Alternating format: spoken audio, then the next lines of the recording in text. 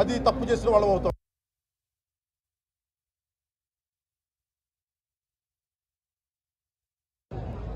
మేము కాదంటలా. TTD board అప్పుడు TTD board బాధ్యత తీసుకోవాలి.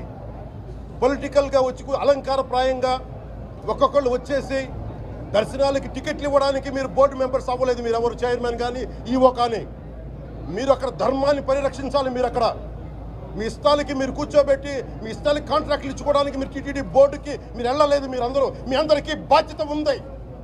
మీరు నిర్ణయించుకోవాలి. ఎవరికి కోపాలు రావు, ఎవరికి వేదన రాదు, ఎవరికి బాధలు రావుంటే కుదరదు. వస్తాయి బాధలు, వేదన ఉంది, మాట్లాడతాం. మర్చిపోకండి ఎవరు. గత ముఖ్యమంత్రి గారు కూడా నేను చేస్తా ఉన్నాను, జగన్మోహన్ రెడ్డి గారికి కూడా. ఇదే చర్చికి జరిగితే మీరు ఊరుకుంటారా? ఒక మసీదుకి జరిగితే ఊరుకుంటారా? ఒక తిరుమలకు జరిగినప్పుడు ఎందుకు వెనకేసుకొస్తారు? రాకండి.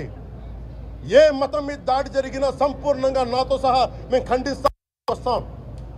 ఇస్లాం మీద దాడి జరిగితే మేము మాట్లాడతాం. క్రిస్టియానిటీ మీద దాడి జరిగితే మేము మాట్లాడతాం. హిందూ ధర్మం మీద, సనాతన ధర్మం మీద దాడి జరిగితే కూడా నేను మాట్లాడతాను. ఇది మొదటిసారి కాదు, మేమందరం మాట్లాడతాం.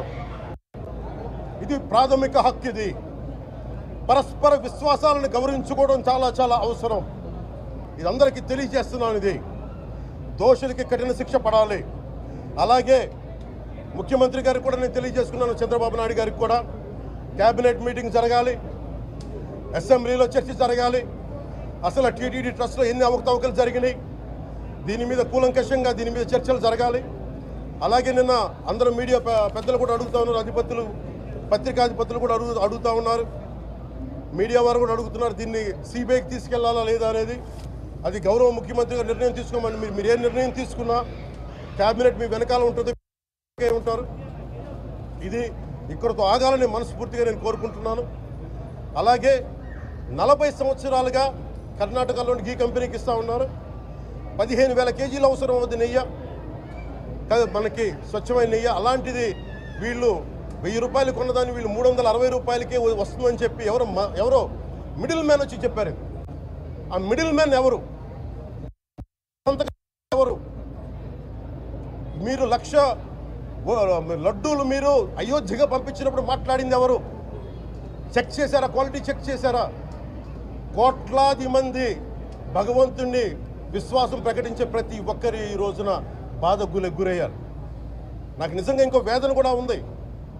ఇది ఇంకొకరు నిందించట్లా.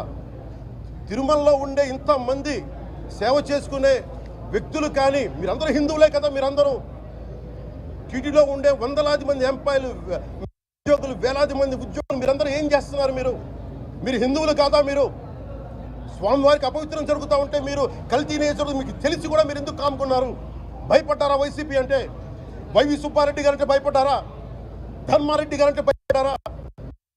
ఏ స్వామి అయితే మీకు ఆశ్రయం ఇచ్చారో ఆ స్వామికి అపవిత్రం జరుగుతూ ఉంటే మీరందరూ కామ్గా కూర్చునే మీకు ఎలా వచ్చింది? మీకు ఇది నేను సాటి హిందువులను కూడా నేను ప్రశ్నిస్తున్నాను. దీంట్లో ఇది ముందుగా ప్రతి హిందువు గౌరవించాల్సింది. దీన్ని మీ మతాన్ని మీరు గౌరవించుకోండి ఫస్ట్. ప్రతి హిందువు నేర్చుకోవాలి. ఇది ప్రతి హిందువు ఆత్మ పరిశీలన చేసుకోవాలి. మీరు బయటికి రావాలి.